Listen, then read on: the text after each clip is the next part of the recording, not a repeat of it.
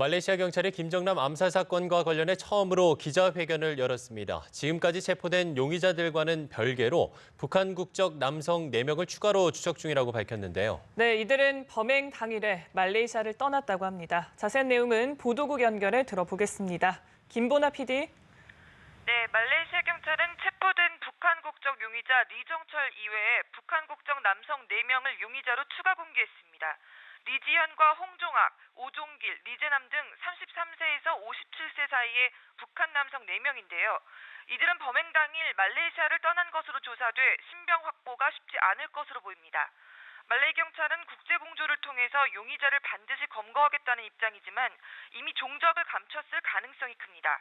따라서 북한 국적 용의자들에 대한 추가 체포에 실패하고 현재 체포된 용의자들에게서 결정적인 증거를 확보하지 못한다면 사건 규명이 장기화할 가능성이 큽니다. 리정철까지 모두 5명인 북한 국적 용의자들은 북한의 공작 요원일 가능성이 큽니다. 말레이시아 경찰이 공식적인 언급을 하진 않았지만 범행 직후 4명이 모두 출국하는 등 조직적으로 움직인 점을 보면 북한 당국과의 연계를 의심할 수밖에 없습니다. 말레이시아 경찰은 수사를 위해 북한 국적자 3명의 신병 확보를 추진하고 있다고 밝혔는데요.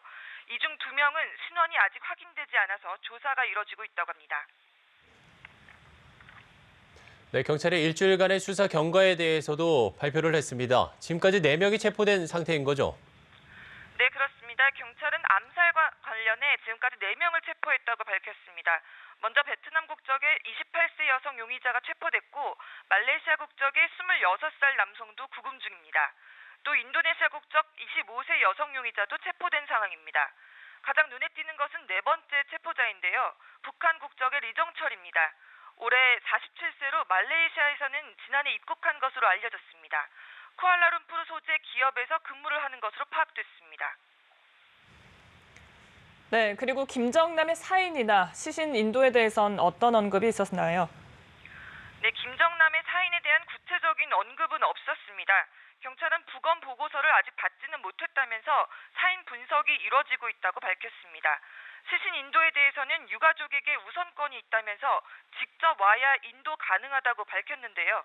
경찰은 오늘까지 인도 요청한 유가족은 없다고 전했습니다. 사실상 김정남의 동생인 김정은 북한 노동당 위원장이 직접 시신을 인도하러 올 가능성은 없는 상태인데요. 이렇게 되면 김정남의 가족에게 인도될 가능성에 좀 더 무게가 실리기는 하는데 김정남의 가족도 신변의 위협을 받고 있는 상황이라 현재로서는 예단하기 어려운 상황입니다. 하지만 김정남의 둘째 부인이 중국 대사관을 통해 시신 인도를 타진하고 있다는 보도도 나온 만큼 중간에 중국 측이 다리를 놓아 시신 인도를 할 가능성이 있습니다.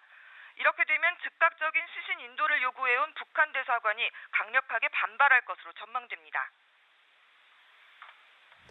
오늘 기자회견이 암살 사건 이후 처음으로 열린 것인데 현장에 취재진이 상당히 많았다고요? 네, 이번 기자회견은 암살 사건이 벌어진 후 말레이시아 수사당국이 처음으로 마련한 겁니다. 기자회견 현장에는 내외신 기자가 100명 넘게 몰려 북새통을 이뤘습니다. 오늘이 일요일인데 평일이 아닌 휴일에 급거 기자회견을 연 배경도 주목되고 있습니다. 또 이번 수사 결과 발표에 말레이시아 주재 북한 대사관이 어떻게 반응할지도 지켜봐야 할 대목입니다. 지금까지 보도국에서 전해드렸습니다.